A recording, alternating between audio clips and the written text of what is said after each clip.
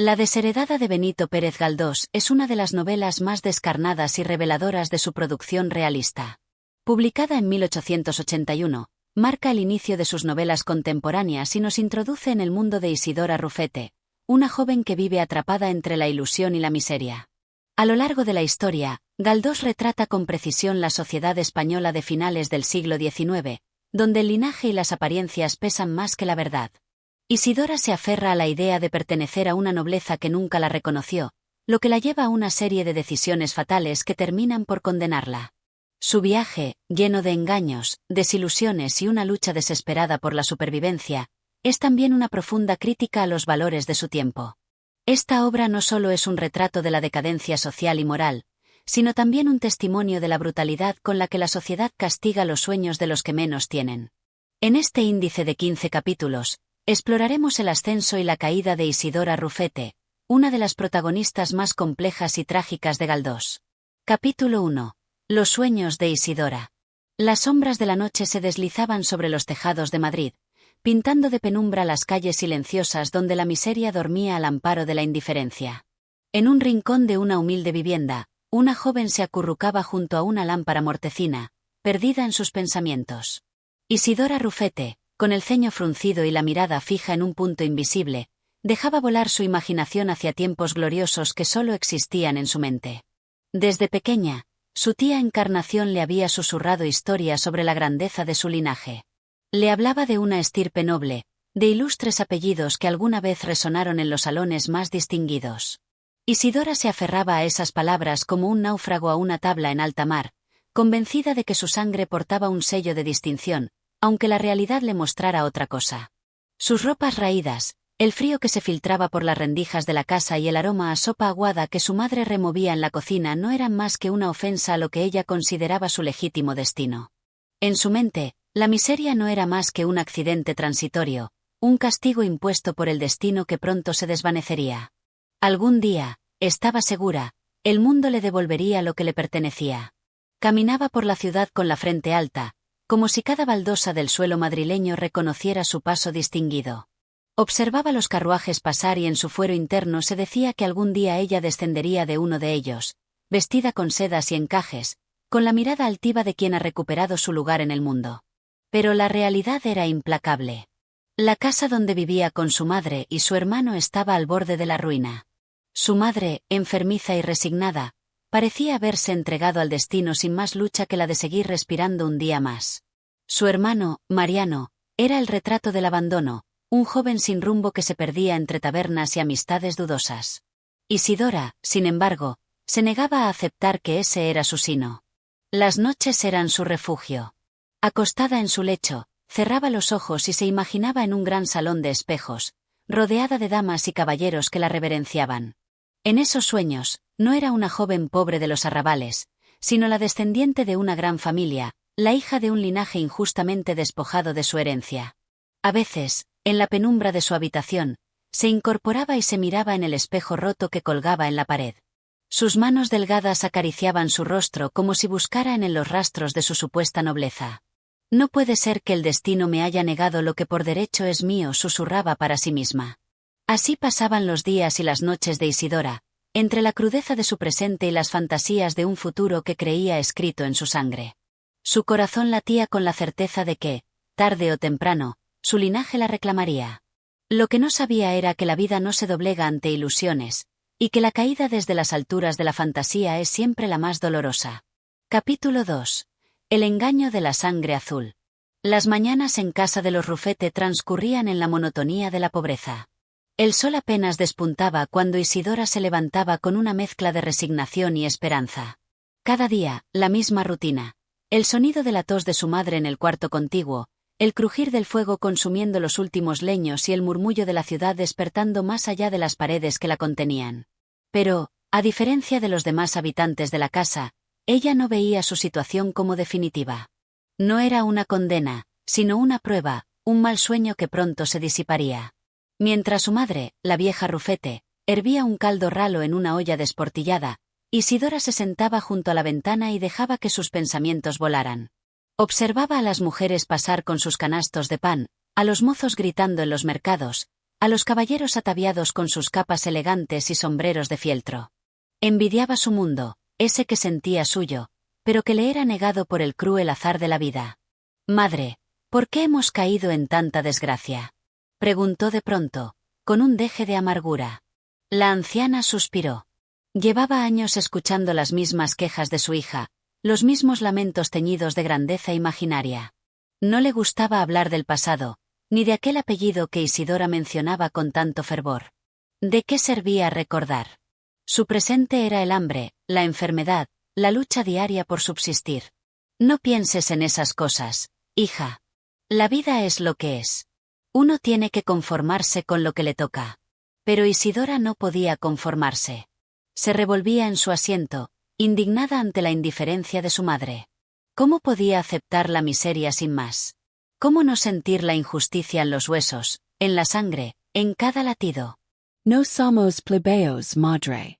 No hemos nacido para vivir como mendigos, insistió, con la mirada encendida. La vieja Rufete la miró con tristeza y negó con la cabeza. Sabía que la obstinación de su hija era peligrosa. Isidora no solo soñaba con grandezas, sino que las creía reales, inevitables. Y ese tipo de ilusiones solo traían sufrimiento.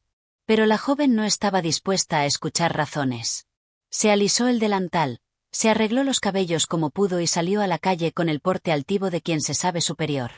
Caminaba por las aceras estrechas, esquivando a los vendedores ambulantes y a los mendigos, con la sensación de que la ciudad le pertenecía en secreto. Se detenía frente a los escaparates de las tiendas elegantes, admirando los vestidos de seda, los guantes de encaje, los sombreros adornados con plumas. Imaginaba cómo se vería vestida de esa manera, cómo la recibirían en los salones de la alta sociedad si solo pudieran reconocer en ella la nobleza de su sangre. En su mente, la verdad era clara. Ella era una dama de linaje distinguido, una víctima de la injusticia, una desheredada a la que el destino tarde o temprano debía compensar. Fue en una de esas caminatas cuando se cruzó con Joaquín Pez, un joven de ademanes refinados, conocido en los círculos de la bohemia madrileña. Con su levita bien ajustada y su bigote cuidadosamente perfilado, Joaquín era el tipo de hombre que Isidora imaginaba como parte de su futuro. Era un hombre de mundo, encantador y con un aire de despreocupada elegancia que la fascinaba. «Pero si es la señorita Rufete», exclamó él al verla, con una sonrisa ladeada. Isidora sintió un escalofrío. Que alguien la llamara señorita la llenaba de satisfacción, como si ese simple título fuera un paso más hacia la vida que anhelaba. «Señor Pez», respondió, con una leve inclinación de cabeza, tratando de imitar los gestos de las damas de sociedad. Joaquín la miró de arriba abajo, divertido. Sabía bien que Isidora no era más que una muchacha pobre con delirios de grandeza, pero eso no le impedía entretenerse con ella. Había algo en su empeño por parecer lo que no era que resultaba casi entrañable. «Os veo con porte distinguido hoy. ¿Acaso habéis recibido buenas noticias de vuestra familia noble?» Isidora en Registio. No podía decir que no. No podía admitir que su vida seguía siendo la misma de siempre. «No tardaré en recuperar lo que es mío», dijo, con voz firme. «Mi apellido tiene historia, y Madrid no podrá negármelo por mucho más tiempo». Joaquín sonrió condescendiente. Le divertía esa obstinación, esa fe ciega en un pasado glorioso que tal vez nunca había existido. «Pues si alguna vez lográis recuperar vuestro título, señorita, no olvidéis a este humilde servidor», dijo con una leve reverencia burlona. Isidora lo miró con seriedad. Para ella, esas palabras no eran una burla. Eran una promesa. Ese encuentro marcó el inicio de una relación que, aunque llena de engaños y apariencias, alimentó aún más las ilusiones de Isidora. Joaquín Pez se convirtió en una figura recurrente en sus pensamientos, en el símbolo de la vida a la que aspiraba. En él veía la posibilidad de acceso a ese mundo que tanto deseaba. Pero lo que Isidora no comprendía, lo que se negaba a aceptar, era que la nobleza no se hereda solo con un apellido. La sociedad madrileña, despiadada y pragmática, no le daría lo que ella creía merecer. Y mientras más se aferrara a sus sueños, más dura sería la caída. Capítulo 3. La pobreza como condena. La pobreza, esa sombra silenciosa que se cuela por cada rendija de la existencia, se aferraba a la vida de Isidora Rufete como una maldición implacable. Cada día era una lucha por la dignidad, por mantener en alto la cabeza a pesar de la crudeza de la realidad. Pero en su fuero interno, ella se negaba a aceptar que su destino estaba sellado por la miseria. Las calles de Madrid, vibrantes y llenas de contrastes, eran el escenario de su tragedia cotidiana. Por un lado, la opulencia de las damas de la alta sociedad, envueltas en sedas y encajes, descendiendo de sus carruajes con la gracia de quienes han nacido en la abundancia. Por otro, la desdicha de los mendigos, los obreros extenuados y las mujeres harapientas que recorrían los mercados en busca de alguna limosna o una sobra de pan. Isidora se sentía atrapada entre esos dos mundos. No era una de esas damas aristocráticas, pero tampoco se reconocía en los despojos de la miseria. En casa, la desesperación se volvía insoportable. Su madre, con el rostro marcado por las privaciones y la enfermedad, apenas podía sostenerse en pie. La tos la consumía poco a poco, y su única medicina era el agua caliente con unas hojas de hierbas que una vecina le traía de vez en cuando. Su hermano, Mariano, se dejaba arrastrar por la holgazanería y el vicio, pasando las noches en tabernas y volviendo de madrugada con la ropa sucia y la mirada perdida. Isidora se encargaba de todo lo que podía, pero no bastaba. La escasez de dinero hacía que las necesidades más básicas fueran un lujo inalcanzable. Comían lo poco que podían conseguir con la venta de algunas baratijas y los escasos trabajos esporádicos que Isidora lograba encontrar. Pero ella no podía resignarse a vivir así. No podía aceptar que su existencia estuviera condenada a la miseria. No es posible que Dios me haya hecho nacer con sangre noble para verme reducida a esta condición, se repetía una y otra vez, aferrada a su convicción.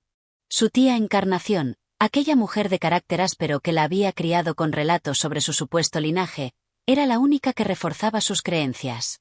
Le hablaba de antepasados ilustres, de títulos y riquezas que algún día podrían ser suyos si encontraba la manera de reclamar lo que le correspondía. No puedes rendirte, Isidora. Tú no eres como los demás. La sangre que corre por tus venas es diferente. Isidora absorbía esas palabras como una revelación sagrada. Se aferraba a ellas con desesperación, porque lo contrario significaba aceptar la derrota, admitir que era una más entre los muchos condenados a la pobreza. Pero la realidad se encargaba de recordarle, una y otra vez, que la miseria no entiende de linajes ni de ilusiones. Una tarde, al regresar de una de sus caminatas por las calles de Madrid, Isidora se encontró con una escena que le heló la sangre. Su madre, pálida y débil, había salido al portal de la casa en busca de aire fresco. Un grupo de niños jugaba en la calle, riendo y corriendo de un lado a otro. Uno de ellos, sin percatarse, tropezó con la anciana, haciéndola caer al suelo. Los vecinos acudieron rápidamente a levantarla, pero lo que más hirió a Isidora no fue la caída en sí, sino las burlas y los comentarios de quienes presenciaban la escena. Pobre vieja, ya no tiene fuerzas ni para sostenerse en pie. Dicen que su hija se cree marquesa, pero no tienen ni para un caldo decente. Las carcajadas resonaron en sus oídos como cuchilladas. Su rostro enrojeció de rabia y vergüenza. ¿Cómo se atrevían? ¿Cómo podían burlarse de ellas de esa manera? Corrió hasta su madre, la ayudó a incorporarse y, sin decir una palabra, la llevó de vuelta a casa. Esa noche, mientras la anciana dormía y Mariano roncaba en el rincón donde solía acostarse, Isidora se sentó junto a la ventana con los ojos llenos de lágrimas de impotencia. No podía seguir viviendo así. No podía soportar la humillación de la pobreza. Si el destino no le devolvía lo que le pertenecía por derecho, ella misma se encargaría de reclamarlo. Capítulo 4. Las mentiras que tejen un destino. Las noches en casa de los Rufete eran largas y silenciosas, solo interrumpidas por la tos quebradiza de la madre y los ronquidos de Mariano, quien, tras un día de vagancia y licor barato, se dejaba caer en un rincón como un fardo inútil. Isidora, sin embargo, no dormía. Su mente era un hervidero de pensamientos, de planes y anhelos que ardían en su pecho como una fiebre. Madrid, esa ciudad que se extendía ante ella como un campo de batalla, la llamaba. No podía seguir esperando pasivamente a que la justicia divina le devolviera su posición. Si el mundo no la reconocía como la dama que era, tendría que forzar su destino con sus propias manos. Así fue como nació la primera gran mentira. En una de sus caminatas por la ciudad, se detuvo frente al escaparate de una modesta tienda de costura. Observó los vestidos con detenimiento. No eran los más lujosos de Madrid, pero, con el porte adecuado, podrían engañar a cualquier ojo desprevenido. Entró con paso firme y, con voz segura, se dirigió a la dueña del establecimiento, una mujer gruesa y de mirada astuta. Buenas tardes. Soy la sobrina de doña Encarnación López. Quizás la conozcáis. La costurera frunció el seno, intentando recordar. Encarnación tenía fama de haber sido una mujer de mejores tiempos, aunque su fortuna se había esfumado. Ah, sí, algo he oído. ¿En qué puedo ayudaros? Veréis, necesito un vestido apropiado. Algo digno de una dama, pero sin excesos. No quisiera llamar demasiado la atención en estos tiempos difíciles. La costurera ladeó la cabeza, sospechando. ¿Quién era realmente esta muchacha con aire distinguido y bolsillos vacíos? Pero en Madrid siempre había mujeres que fingían más fortuna de la que tenían. Por supuesto. Puedo ofreceros un modelo discreto, con buen corte. Será un precio especial. Isidora sonrió. Sabía que no tenía un solo real para pagar aquel vestido, pero eso no importaba. Con palabras bien elegidas y la actitud correcta, conseguiría lo que necesitaba. Os lo agradeceré. Podéis enviarlo a casa de mi tía Encarnación. Ella se encargará de los detalles del pago. La costurera dudó, pero finalmente accedió. Isidora salió de la tienda con la sensación de haber dado un paso hacia su destino. No solo había conseguido el vestido, sino que había probado algo importante. La realidad podía moldearse con la suficiente audacia.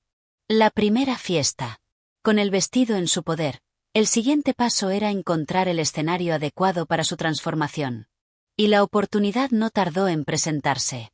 Joaquín Pez, aquel joven encantador con el que había coincidido días atrás, le habló de una tertulia en casa de un conocido suyo, un escritor de segunda categoría que solía reunir a bohemios y aspirantes a intelectuales.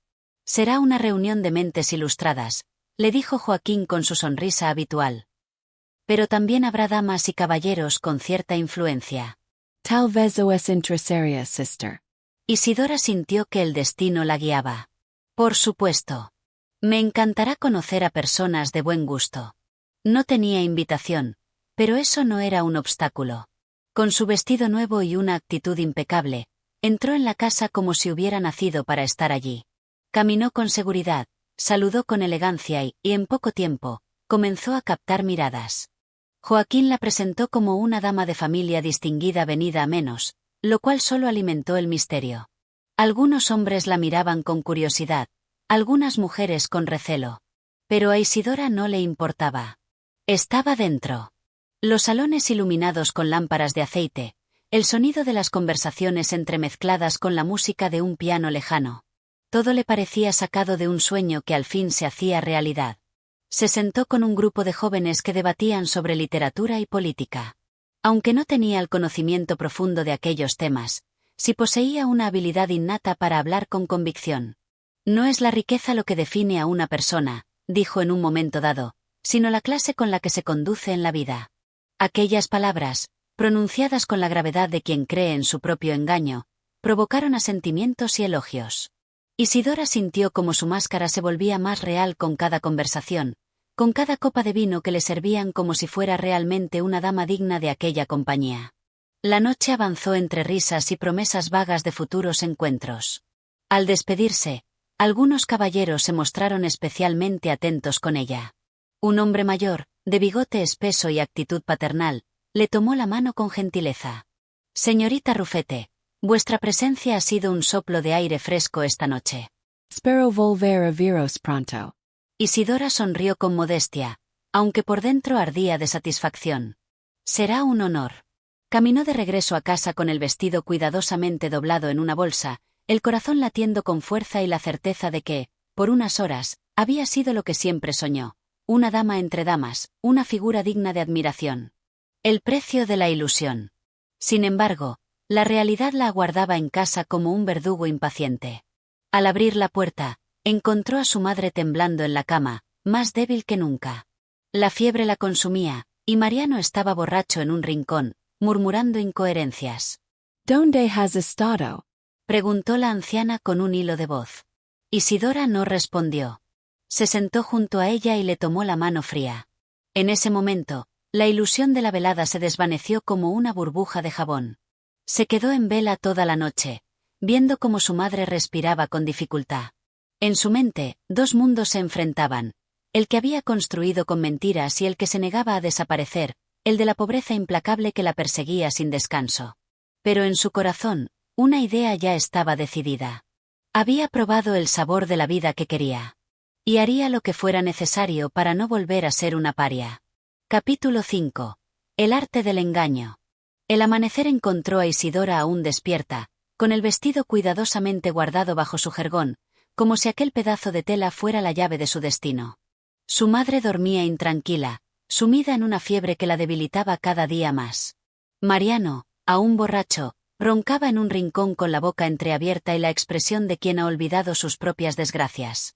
Isidora, sin embargo, no tenía tiempo para lamentaciones. La noche anterior había comprendido algo fundamental: el mundo no premiaba la virtud, sino la astucia. Si quería ser algo más que una mendiga disfrazada de dama, debía actuar con inteligencia. Pero la realidad apremiaba. La modista no tardaría en reclamar el pago del vestido, y si no tenía cuidado, su pequeño mundo de ilusiones podía derrumbarse antes de consolidarse. Sabía lo que tenía que hacer. Una apuesta peligrosa. La mañana era fría, pero Isidora caminaba con paso firme por las calles de Madrid. Había decidido visitar a su tía Encarnación, la mujer que le había inculcado desde niña la creencia en su noble linaje. Aunque de escasos recursos, Encarnación se aferraba a la idea de que la familia Rufete había sido despojada de su fortuna por un destino injusto. «Tía», dijo Isidora al entrar en la humilde vivienda, «ha llegado el momento de hacer valer nuestro apellido». Encarnación la miró con una mezcla de recelo y curiosidad. «¿Qué estás tramando, niña?»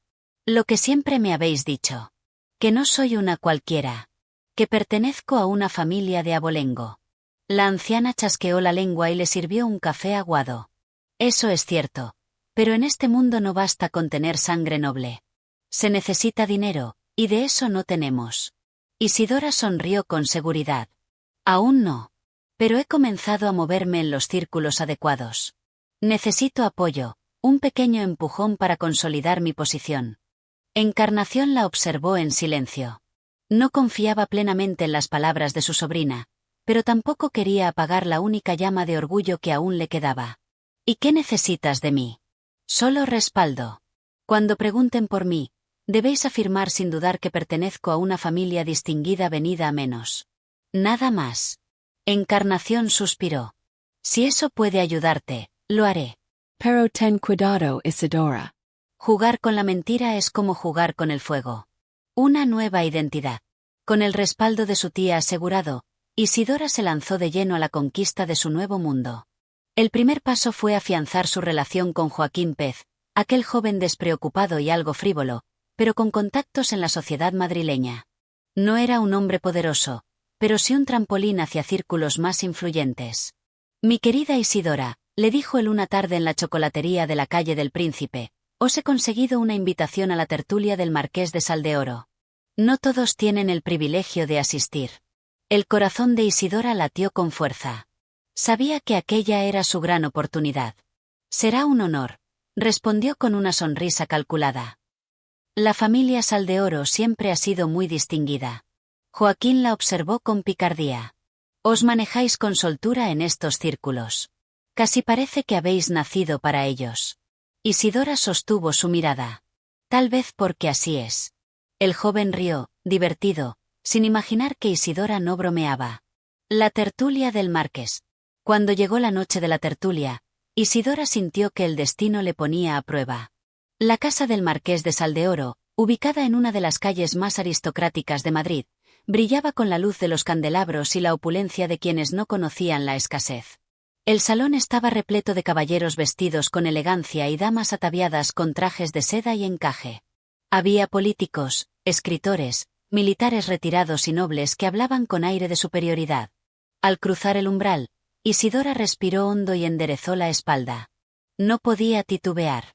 Si lograba engañar a aquella gente, su ascenso social sería imparable. Joaquín la presentó con soltura. «Señores, permítime presentaros a la señorita Isidora Rufete.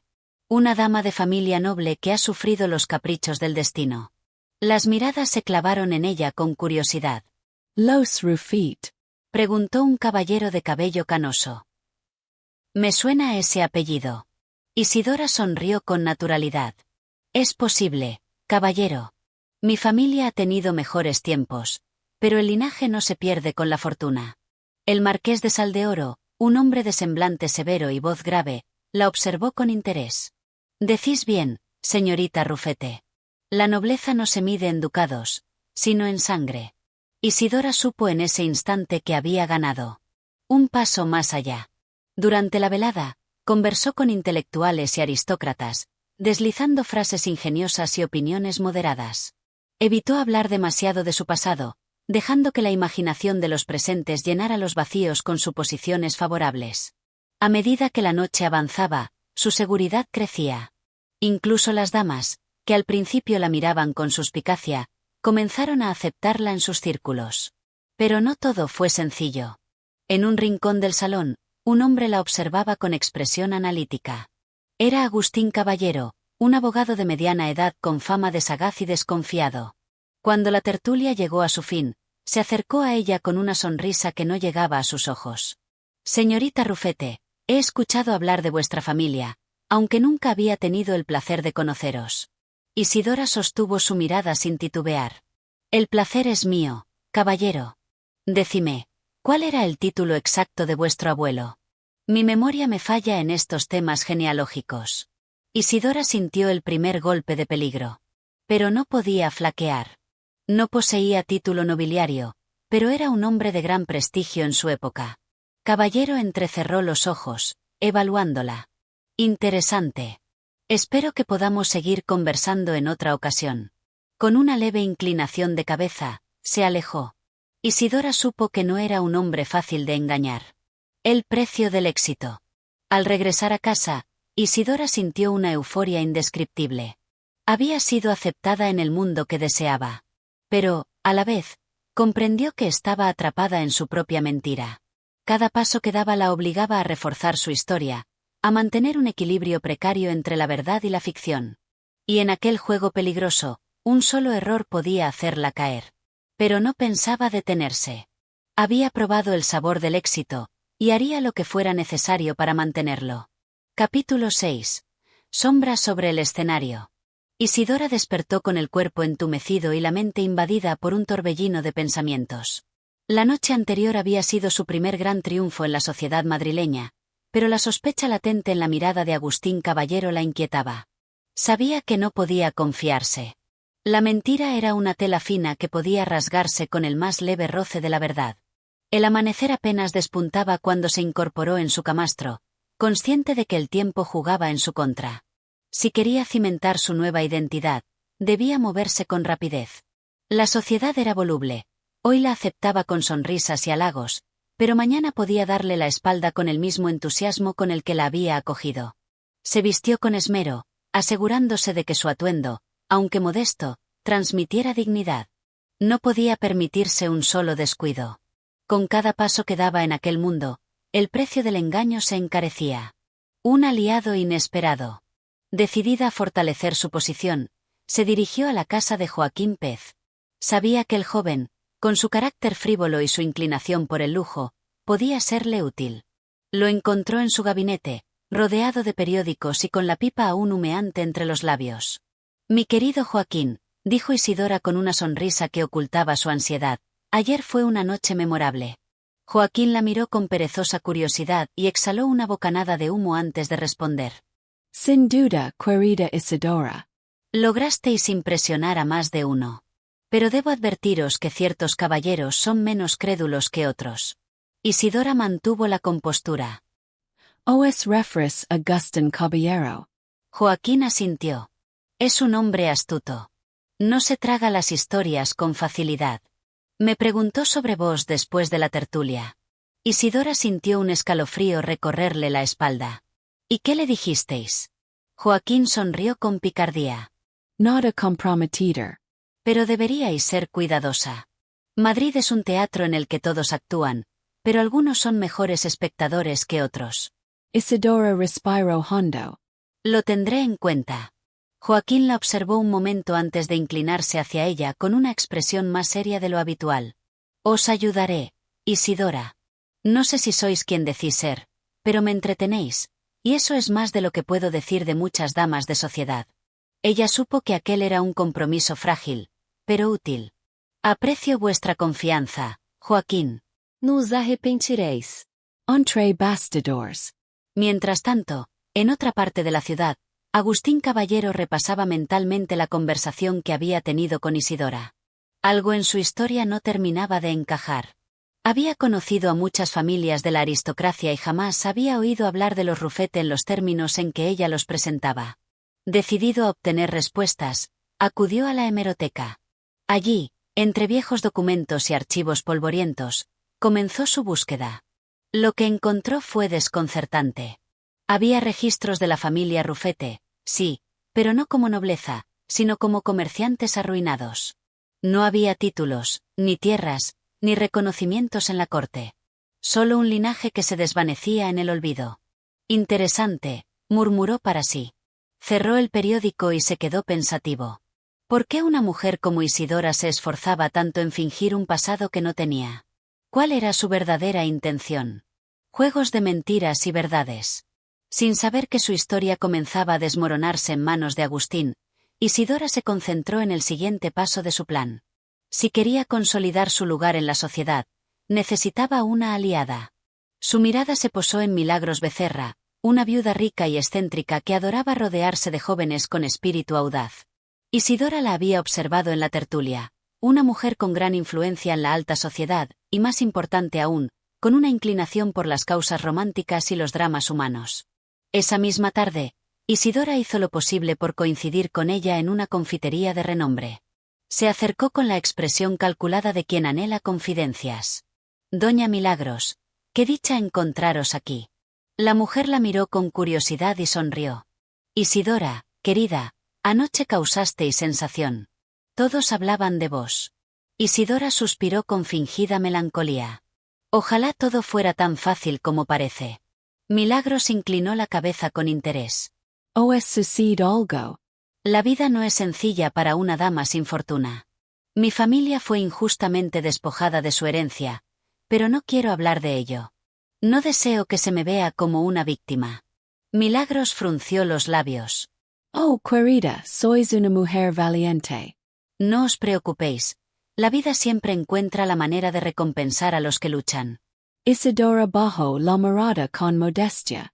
Solo espero encontrar mi lugar. Milagros posó una mano en la suya con gesto maternal. Lo encontraréis, querida. Y si necesitáis ayuda, contad conmigo. Isidora sonrió con gratitud. Sabía que había dado otro paso en la dirección correcta. La verdad es que los días siguientes fueron una mezcla de triunfos y tensiones. Isidora comenzó a recibir más invitaciones, a ser mencionada en conversaciones importantes. Parecía que su ascenso era imparable. Pero la sombra de Agustín Caballero se cernía sobre ella. Una tarde, mientras paseaba por el Retiro, lo encontró de pie junto a un kiosco de periódicos. Él la saludó con una leve inclinación de cabeza y una sonrisa enigmática. «Señorita Rufete, qué agradable coincidencia». «Caballero», respondió ella, manteniendo la compostura, «qué sorpresa encontraros aquí». «Os he estado investigando», dijo sin rodeos. El corazón de Isidora se detuvo por un instante. Oh, respondió con una sonrisa forzada. No sabía que despertaba tanto interés. sois una mujer fascinante. Pero me temo que vuestra historia no encaja del todo con los registros históricos. Isidora mantuvo la calma. La historia es caprichosa, señor caballero. A menudo olvida a los que merecen ser recordados. Agustín la observó con detenimiento. Tal vez. Pero la verdad siempre encuentra su camino. Con una leve reverencia, se despidió, dejándola sumida en un mar de incertidumbre. Una decisión definitiva. Esa noche, Isidora no pudo dormir. La amenaza de Agustín era real. Si descubría la verdad, toda su farsa se vendría abajo. Se levantó de la cama y se acercó al espejo. Se miró fijamente, preguntándose hasta dónde estaba dispuesta a llegar para defender su sueño. Ya no había marcha atrás. Si el mundo quería una aristócrata caída en desgracia, entonces eso sería. Pero ahora debía jugar con más cuidado. Capítulo 7. Entre el espejo y la realidad.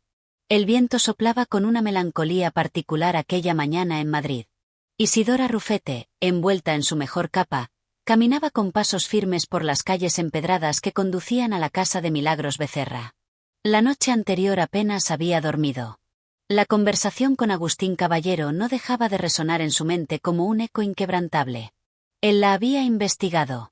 Había escarbado en su pasado con la paciencia de un arqueólogo y el rigor de un juez. Y aunque aún no la había desenmascarado por completo, su mirada y su tono le advertían que el tiempo corría en su contra. «Debo actuar antes de que lo haga él», murmuró para sí misma mientras apretaba el paso. Esa mañana no era cualquier mañana. Tenía una cita importante con Milagros Becerra, la influyente viuda que comenzaba a tomarla bajo su protección. Si lograba afianzar su confianza, su posición en la alta sociedad sería aún más difícil de cuestionar. Una lección sobre el poder. Al llegar a la residencia de Milagros, fue recibida por una criada con modales refinados, quien la condujo a un elegante salón decorado con porcelanas francesas y muebles de madera oscura. Milagros la esperaba junto a la chimenea, con una taza de chocolate caliente en las manos y un aire de superioridad natural en su porte. Querida Isidora, qué alegría veros. Parecéis preocupada, dijo con un tono inquisitivo. Isidora tomó asiento con delicadeza, eligiendo sus palabras con la misma precisión con la que un joyero selecciona un diamante. Las preocupaciones siempre rondan a quienes han sido despojados de lo suyo, respondió con un suspiro contenido. Pero no quiero aburriros con mis cavilaciones. Milagros entrecerró los ojos, estudiándola con la atención de una cazadora que evalúa a su presa antes de dar el zarpazo final. Nada en este mundo es inmutable, querida. Ni la riqueza ni la pobreza son permanentes. ¿Sabéis cuál es la verdadera moneda que abre todas las puertas? Isidora negó con la cabeza, esperando la respuesta con genuina curiosidad. El poder, susurró Milagros con una sonrisa astuta. Y el poder no reside en la verdad, sino en la percepción de la verdad. Isidora sintió un escalofrío recorrerle la espalda. ¿Qué queréis decir? Que Madrid es un teatro, mi querida Isidora. No importa quién seáis en realidad, sino lo que los demás crean que sois. La clave está en controlar la narrativa antes de que alguien más lo haga por vos. Las palabras de Milagros resonaron en la mente de Isidora como una revelación. Entonces, debo convertirme en la dueña de mi historia. Exactamente. Sed la protagonista de vuestro relato, no la víctima de la pluma de otros. La conversación se prolongó durante horas. Milagros, con la experiencia de una mujer que había sobrevivido a los caprichos de la sociedad, le enseñó a moverse con más astucia, a tejer alianzas estratégicas y, sobre todo, a saber qué secretos compartir y cuáles guardar bajo llave. Cuando Isidora salió de aquella casa, sentía que su destino comenzaba a definirse con más claridad. El sombra de caballero. Pero mientras ella avanzaba en su juego de ilusiones, Agustín Caballero no descansaba en su empeño de descubrir la verdad. La inquietud que sentía respecto a Isidora iba más allá de la simple sospecha. Había en ella algo que lo desafiaba, una especie de enigma que no lograba descifrar del todo. Decidido a seguir su instinto, se reunió con un antiguo amigo, don Fermín, un abogado con acceso a archivos judiciales y registros de propiedad. «Necesito que busques información sobre la familia Rufete», dijo con seriedad. «Todo lo que puedas encontrar». Don Fermín, un hombre pragmático y discreto, asintió sin hacer preguntas. «Dame unos días. Si hay algo en los registros, lo encontraré». Agustín salió de aquella reunión con la certeza de que pronto tendría respuestas. Un baile de máscaras. Esa misma noche, Isidora asistió a un baile en casa de los marqueses de Cifuentes. Sabía que su presencia allí era crucial. En los salones de la alta sociedad se decidían destinos con una mirada, con una palabra dicha en el momento adecuado. Vestida con un elegante traje color marfil, caminó entre los invitados con la gracia de quien ha nacido para el esplendor. Pero en su interior, la ansiedad crecía. «Señorita Rufete», cada día más encantadora, la saludó un caballero de cabello cano. «Las luces de este salón hacen milagros, don Evaristo», respondió con una sonrisa calculada. Pero no tardó en notar la presencia de Agustín Caballero. Él la observaba desde la distancia, con la expresión de un hombre que sabe más de lo que dice. Cuando se acercó a ella, Isidora sintió que el aire se volvía más denso. «Señorita Rufete», dijo con una leve inclinación de cabeza, Os felicito. Habéis conquistado Madrid con vuestra historia. Isidora sostuvo su mirada sin titubear. No es una historia, señor caballero. Es mi vida. Él sonrió de medio lado. Eso está por verse. La música seguía sonando, los invitados reían y brindaban, pero entre ellos dos se libraba una batalla silenciosa. Isidora supo en ese instante que el desenlace de aquel duelo no dependía solo de la verdad, sino de quien lograra imponer su versión con mayor astucia. La partida estaba en marcha. Capítulo 8. El eco de las sospechas. El amanecer en Madrid se abría paso entre las sombras de la noche con una calma engañosa. La ciudad despertaba con el murmullo de los comerciantes en las calles, las campanas de las iglesias marcando el ritmo de la vida, y los carruajes que avanzaban pesados sobre los adoquines. En medio de todo, Isidora Rufete sentía que su mundo pendía de un hilo invisible. Después del baile en casa de los marqueses de Cifuentes, algo dentro de ella se había quebrado. Las palabras de Agustín Caballero seguían resonando en su mente como el eco de un juicio aún no dictado. Eso está por verse, le había dicho, y aquella frase, tan simple y a la vez tan cargada de significado, le oprimía el pecho como una mano invisible. Sabía que él no era un hombre que hablaba en vano. Si había mostrado sospechas, si la había enfrentado con aquella seguridad, era porque estaba cerca de descubrir la verdad. Y la verdad era su peor enemiga. La estrategia del engaño. Isidora se sentó frente a su tocador y contempló su reflejo en el espejo con una expresión que oscilaba entre la determinación y la angustia. ¿Hasta cuándo podría sostener la farsa? ¿Cuánto tiempo más podría moverse entre la alta sociedad sin que alguien tirara del hilo y deshiciera por completo la telaraña que había tejido con tanto esfuerzo? No debo temer, se dijo en voz baja. No puedo permitirme dudar. Se levantó de golpe y tomó una decisión. Debía actuar antes que Caballero. La clave no estaba en esconderse, sino en adelantarse a él. Si lograba debilitar sus sospechas, si lo distraía con una versión aún más convincente de su historia, entonces tendría tiempo para reforzar su posición. Con el corazón latiéndole con fuerza, escribió una nota y la envió con una criada de confianza. El destinatario, don Fermín, el abogado al que Agustín Caballero había acudido en busca de información sobre su familia. Un juego peligroso.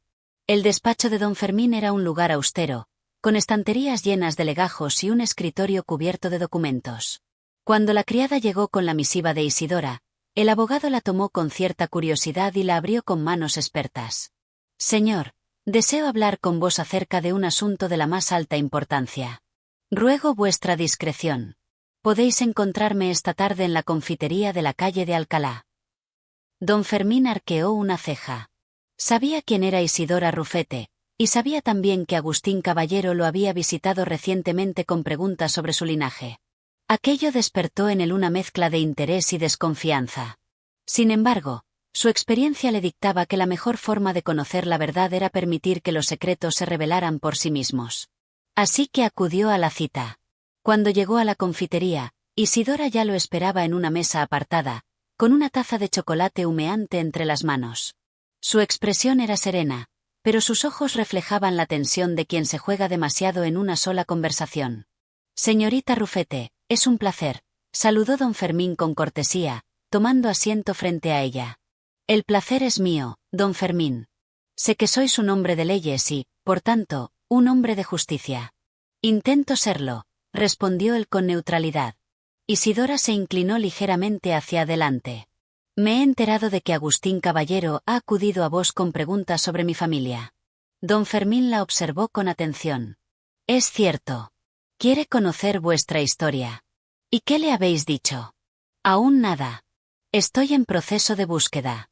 Isidora suspiró con aparente alivio y luego adoptó una expresión grave. Os ruego, señor, que consideréis lo que os voy a decir antes de dar cualquier información. Caballero busca perjudicarme. Quiere desacreditarme ante la sociedad y destruir lo poco que he logrado recuperar. Don Fermín entrelazó los dedos sobre la mesa. ¿Y vos? ¿Qué queréis de mí? Que me permitáis contaros mi verdad antes de que los imponga la suya. Una historia fabricada. Durante la siguiente hora, Isidora desplegó con maestría un relato que mezclaba realidad y ficción en dosis perfectamente calculadas. Habló de su infancia difícil, de la injusticia de haber sido despojada de su herencia, de las intrigas que la habían llevado a la situación actual.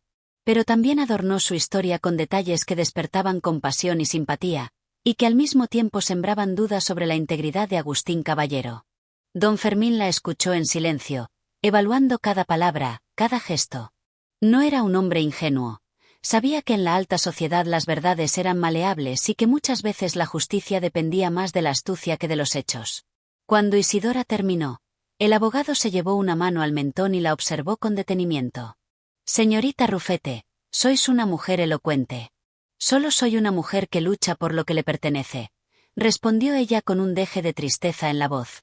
Don Fermín sonrió levemente. Veremos qué puedo hacer. La sospecha que... Esa misma noche, Agustín Caballero recibió un informe de don Fermín. Para su sorpresa, no contenía la información que esperaba. Era vago, lleno de imprecisiones y, sobre todo, no mencionaba nada comprometedor sobre Isidora. Caballero frunció el ceño. Sabía que aquello no era una simple omisión. Me está engañando, murmuró para sí mismo. Si Isidora había intervenido, si había intentado modificar su historia antes de que la descubriera, significaba que tenía algo que ocultar. Aquello solo lo motivó aún más. Esa misma noche, comenzó a idear un nuevo plan. Isidora podía jugar sus cartas con habilidad, pero él no iba a quedarse atrás. El duelo entre la verdad y la mentira aún no había terminado. Y Agustín Caballero estaba dispuesto a llegar hasta el final. Capítulo 9. La sombra de la verdad. Madrid seguía su curso, indiferente a las tensiones que se tejían en el mundo de los que pretendían ser más de lo que eran. Mientras las calles bullían con el trajín de los comerciantes, los pregoneros anunciaban noticias y los carruajes se deslizaban por los adoquines con su carga de aristócratas y burgueses, en el interior de ciertas casas, tras puertas cerradas, se libraban batallas silenciosas. Isidora Rufete sentía que caminaba sobre una cuerda floja. Había logrado contener, al menos por el momento, la amenaza que representaba Agustín Caballero, pero sabía que el hombre no se rendiría con facilidad. La duda persistía, y cuando la duda anida en el corazón de un hombre tenaz, tarde o temprano se convierte en certeza. Esa mañana, al recibir una nota en la que Caballero solicitaba verla, supo que el momento que temía estaba cerca. Un encuentro decisivo. El lugar elegido para la reunión era el Jardín del Buen Retiro, un escenario que, con su aparente calma y belleza, contrastaba con la tensión que latía en el interior de Isidora. Cuando llegó al punto de encuentro, vio a Caballero esperándola bajo la sombra de un gran olmo. Su postura erguida, sus manos cruzadas sobre el bastón y su mirada serena, pero escrutadora, le dieron a entender que la conversación no sería sencilla. Señorita Rufete, saludó él con una leve inclinación de cabeza. Señor Caballero, respondió ella con voz firme, aunque en su interior sentía una punzada de inquietud. Él hizo un gesto con la mano, invitándola a caminar con él por el sendero de grava que serpenteaba entre los jardines. He hecho algunas averiguaciones, dijo, sin rodeos. Isidora sintió un leve escalofrío. ¿Averiguaciones? ¿Sobre qué? Caballero la miró de soslayo. Sobre vas. ¿Y qué habéis descubierto? Él sonrió, pero era una sonrisa que no transmitía amabilidad, sino la certeza de quien ha atado varios cabos sueltos. Que vuestra historia tiene muchas sombras. Y las sombras, señorita Rufete, son lugares en los que se ocultan secretos. Isidora sostuvo su mirada con valentía. Todos tenemos sombras, señor Caballero. Incluso vos. Sin duda. Pero las mías no intentan engañar a nadie. La joven se detuvo en seco y lo enfrentó con una expresión de fingida sorpresa. ¿Acaso me acusáis de algo? Caballero suspiró y se llevó las manos a la espalda. Aún no. Pero os advierto que la verdad siempre encuentra la manera de salir a la luz. Un pasado que vuelve. Isidora sabía que la batalla no estaba ganada ni perdida, sino en un punto peligroso en el que cualquier descuido podría costarle todo. Aquel encuentro con Caballero la dejó inquieta. Si él estaba investigando su pasado, significaba que tarde o temprano hallaría las grietas en la historia que había tejido. Por la tarde, al regresar a su residencia, se encontró con una visita inesperada. Señorita Rufete, ha venido un caballero preguntando por vos, le informó la criada con cautela. Dice que os conoce desde hace muchos años. Isidora sintió un vuelco en el corazón. ¿Quién es? No quiso dar su nombre. Solo dejó esta nota. Con dedos temblorosos, La joven tomó el papel y lo desplegó. La caligrafía le resultó vagamente familiar. Nos conocemos de otro tiempo y otro lugar. Tenemos mucho de qué hablar. Os esperaré mañana en la posada de la calle de Embajadores. No faultías. Un escalofrío recorrió su espalda. Aquello solo podía significar una cosa. Su pasado la estaba alcanzando. Y si ese pasado salía a la luz, todo lo que había construido se derrumbaría. El duelo entre el engaño y la verdad. Esa noche, el insomnio la atormentó. En su mente se repetían las palabras de caballero, la nota del desconocido, la sensación de que el castillo de naipes que había levantado con tanto esfuerzo estaba a punto de desplomarse. Se levantó de la cama y caminó hasta el espejo, observando su propio reflejo. Allí estaba la mujer que había luchado por una posición, que se había reinventado una y otra vez para sobrevivir. No podía permitir que todo se perdiera. Si el pasado venía a buscarla, ella debía estar preparada. Y si Agustín Caballero quería descubrir la verdad, tendría que enfrentarse a una mujer que no estaba dispuesta a ceder sin pelear. Capítulo 10. El mensajero del pasado. La mañana siguiente trajo consigo una niebla espesa que cubría Madrid como un velo de incertidumbre. Isidora Rufete se sentía inquieta. La cita con aquel misterioso mensajero de su pasado era un peligro y, a la vez, una oportunidad. Vestida con un abrigo sobrio y un velo que ocultaba parcialmente su rostro, caminó por la calle de Embajadores con paso firme, aunque en su interior la incertidumbre la consumía. La posada indicada en la nota era un establecimiento modesto, lejos de los lujosos salones que había frecuentado últimamente. Se detuvo frente a la puerta, respiró hondo y entró. Un hombre esperaba en una de las mesas del fondo. Su aspecto le resultaba vagamente familiar, un rostro curtido por los años, una mirada afilada como una navaja y una postura que denotaba cierta arrogancia. «Veo que no habéis olvidado del todo quién sois», dijo el hombre con una sonrisa ladina. Isidora se detuvo en seco. La voz, el porte, no había duda. «Santiago», susurró. Santiago Quijano había sido parte de su vida en otro tiempo, un pasado que Isidora había intentado enterrar bajo capas de mentira y ambición. No era un amigo, tampoco un enemigo. Era un hombre que conocía su historia y que, con ello, tenía un poder peligroso sobre ella. «Han pasado los años, Isidora», continuó él, cruzando los brazos, «pero veo que sigues teniendo el mismo fuego en la mirada». La joven apretó los labios y se sentó frente a él, tratando de controlar el temblor en sus manos. «¿Por qué habéis venido?» Santiago dejó escapar una carcajada. «¿Qué pregunta?» «No soy hombre de nostalgias, si eso es lo que os preocupa. He venido porque en esta ciudad se murmuran muchas cosas, y vuestro nombre está en boca de demasiada gente». Isidora sintió un escalofrío. «¿Qué queréis?» «Depende de vos», respondió él con calma, inclinándose sobre la mesa. «Sé quién sois realmente. Sé lo que habéis hecho para llegar hasta aquí. Y lo que es más importante, sé que hay personas que estarían muy interesadas en escuchar la verdad». Isidora sintió que la respiración se le agitaba. «¿Me estáis amenazando?» Santiago sonrió con la suficiencia de un hombre que sabe que tiene ventaja. «Llamadlo como queráis. Lo cierto es que la verdad tiene un precio. Y si no la queréis pagar vos, habrá quien lo haga por vos». Capítulo 11. Un pacto incierto. El peso de la amenaza de Santiago pesaba sobre Isidora como una losa. Sabía que aquel hombre no era un simple oportunista. Su aparición en Madrid no podía ser una coincidencia. Alguien debía haberle advertido que ella estaba en la ciudad, que había ascendido socialmente, que estaba a punto de alcanzar un estatus que no le pertenecía. Esa misma noche, mientras se debatía entre el miedo y la ira, Isidora tomó una decisión: no se dejaría doblegar. No después de todo lo que había hecho para llegar hasta allí. Así que al día siguiente, con una compostura calculada, se presentó nuevamente en la posada. Santiago la esperaba con la misma expresión burlona en el rostro. «Pensé que huiríais», dijo él, paladeando un vaso de vino. Isidora tomó asiento y lo miró con frialdad. «Hablemos claro. ¿Qué queréis?» Santiago la observó con una mezcla de admiración y diversión. «Dinero, por supuesto. Y mucho». La joven reprimió una mueca de disgusto. «Os daré lo que pedís», dijo con voz firme, «pero necesito garantías de que desapareceréis de mi vida para siempre». Santiago rió con sarcasmo.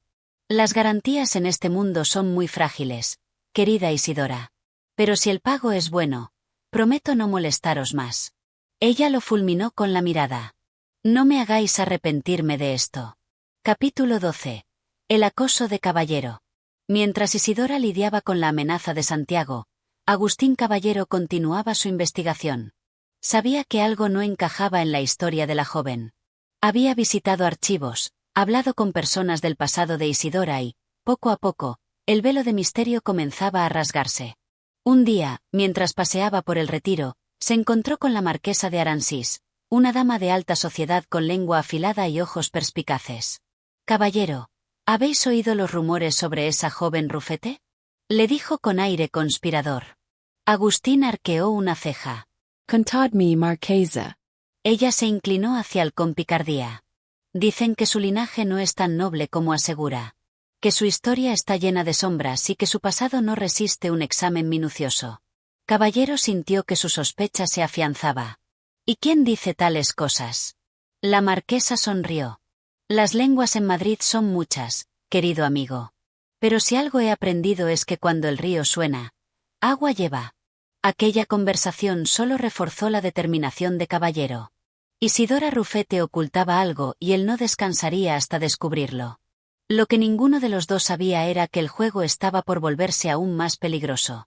La verdad, como un animal salvaje, acechaba en la oscuridad, esperando el momento oportuno para saltar sobre su presa. Capítulo 13. La verdad se cierra en torno a Isidora. Las noches de Isidora Rufete se volvieron un calvario. Cada vez que cerraba los ojos, veía el rostro de Santiago Quijano con su sonrisa burlona, sus palabras impregnadas de amenaza y la sombra de la traición cerniéndose sobre ella. Durante días, intentó mantener la compostura, mostrarse impasible en sociedad, pero sabía que su mundo tambaleaba peligrosamente.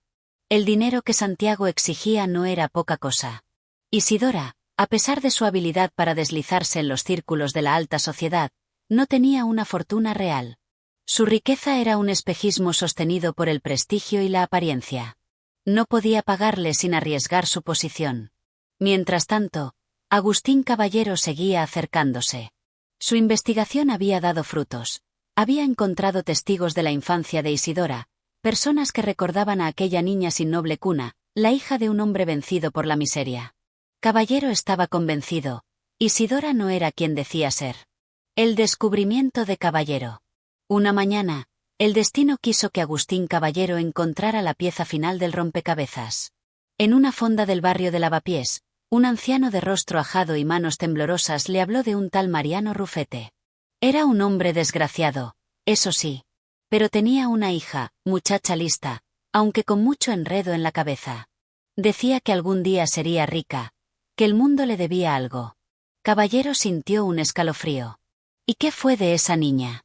El anciano bebió un sorbo de su vino barato y sonrió con picardía. Pues no lo sé, pero no me extrañaría que hubiese encontrado la manera de meterse entre la gente de dinero. Tenía ambición, demasiada. Caballero no necesitó más. La verdad estaba clara. Esa misma tarde, se presentó en la residencia de Isidora. Ella, al verlo, sintió un nudo en la garganta. «Necesitamos hablar», dijo Caballero con voz firme. Ella intentó disimular su nerviosismo. ¿Sobre qué? Él la miró a los ojos. ¿Sobre quién sois realmente? Capítulo 14. Un enfrentamiento decisivo. La conversación entre Isidora y Caballero fue un duelo de voluntades. Él expuso sus descubrimientos con la meticulosidad de un cazador que acorrala a su presa. Isidora, en cambio, intentó negar, minimizar, incluso burlarse de sus acusaciones. ¿Y si no soy quien digo ser?, se atrevió a decir, con una sonrisa amarga. ¿Acaso eso cambia algo? Caballero la miró con dureza. Lo cambia todo. Ella apretó los labios. El mundo no se divide en quienes nacen con derechos y quienes deben aceptar la miseria. Yo he tomado lo que la vida me negó. ¿Eso es un crimen? Caballero suspiró. No es un crimen, pero sí una mentira. El silencio cayó sobre ellos como una sentencia. Entonces, la criada interrumpió la conversación con una carta en la mano. Isidora la tomó con nerviosismo. Era de Santiago. O espero esta noche. No es hagáis la desentendida. Sabéis que no os conviene. Caballero notó su cambio de expresión. ¿Algo que deba preocuparos? Isidora arrugó la carta en su puño. Nada que no pueda manejar. Pero en su interior, supo que el final se acercaba. Capítulo 15. El precio de la ambición. Esa noche, Isidora acudió al encuentro con Santiago. Llevaba un abrigo oscuro y el rostro endurecido por la determinación.